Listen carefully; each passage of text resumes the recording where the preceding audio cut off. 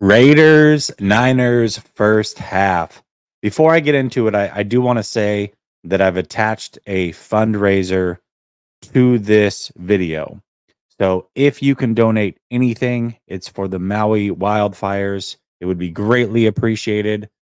Obviously, if you don't have the money or you're not in a position to do so, uh, no big deal. But if you can share it, possibly that would be great as well.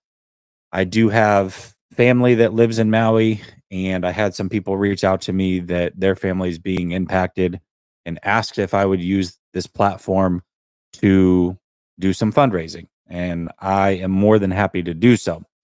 Okay, let's talk about the 49ers Raiders first half. So, a couple quick takeaways before we get to Trey Lance. Defensive line got whooped for most of that first half. They really didn't do a good job.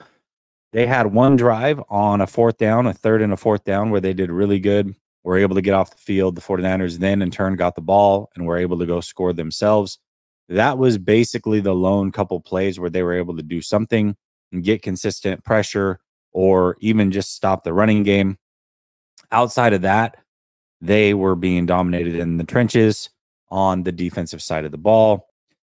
I do want to give a shout out also to Ambry Thomas. Man, Ambry showed out big time. Big time. He had a couple broken up passes. He had a really good tackle in the backfield. I'm happy for Ambry Thomas because I believe Ambry Thomas really is fighting for his life when it comes to making this roster, his football life with the 49ers. And it is nice to see him do well. I will say in the 5 practices I was there, he wasn't looking so good. So for him to come out and do what he did today, I think it's really awesome to see. I'm happy for him, and I hope he continues to play well. I think the 49ers certainly could use it, and we know that his career certainly could use it. All right, let's talk about Trey Lance. This is where I am going to wait for the All-22 to fully figure out exactly what was going on early for the first few drives. There was a lot of pressure, but some pressure can be because the O-line isn't doing what it's supposed to do, can be because the quarterback's not doing what he's supposed to do, or the wide receivers aren't getting open. Maybe a combination of all three. I don't know. I usually get the All-22 about a day after the game comes out. And when I do get it, I will definitely post a recap of all the plays that Trey Lance was in there and discuss it. And then you guys can see for yourselves what was actually going on as well. But either way, regardless of how it happened, what happened, it was very, very ugly early on. Trey was completing his passes, but he wasn't getting a lot of passes off. I mean, at one point he had, let me take a look at it. He had 3 completions, 2 2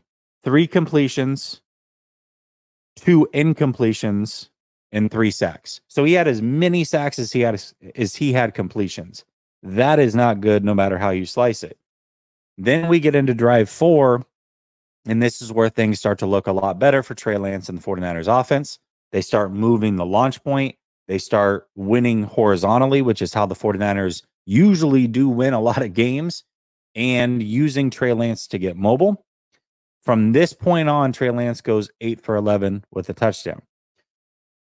There was a drop pass in there from Mason, and there was also a couple dropped interceptions in there as well. One ended up being an absolutely incredible play. Like I say, sometimes it's better to be lucky than good. And on that play, it certainly was better to be lucky than good.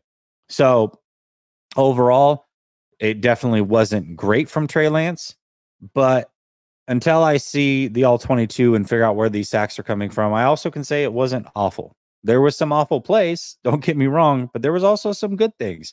You know, whenever you get the ball with how much time was left, they had not a lot. It was like 28 seconds, and they were inside the 20, I believe, and they were able to get a field goal. That's good.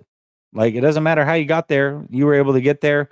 Yeah, obviously that drive started off very rocky, but then you had the good. You're able to go get the team in field goal range with 4 seconds left. Good completion to Conley for 25 yards. followed that up with another good completion to Fumagalli for 20 yards. Then you had the penalty. You take one last shot to Conley, and then you get the field goal attempt. So overall, definitely up and down. Again, to me, I'm really curious to see what happened early on. Was it on the offensive line? Was it on Trey? Was it on the receivers not separating? I'm not sure. Two of the best plays that he had were plays where he was getting pressured immediately. He got one where I don't know how the hell he got out of one of those sacks, was able to complete a pass on the sideline. I believe it was to Warner. I might be mistaken. I've got it in my notes here.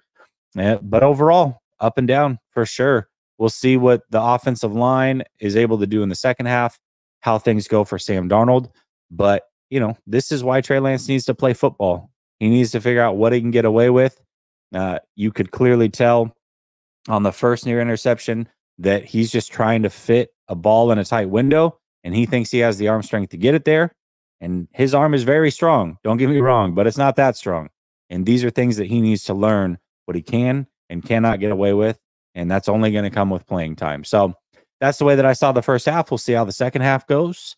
And like I said, if you have any capacity to do so, please donate to the fundraiser that is attached to this video. It is going to a good cause. 100% of the proceeds go directly to the fundraiser.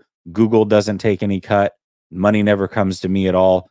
So no cut is taken out of it. 100% of the proceeds do go to the fundraiser. So if you can, anything helps. Appreciate y'all. Peace.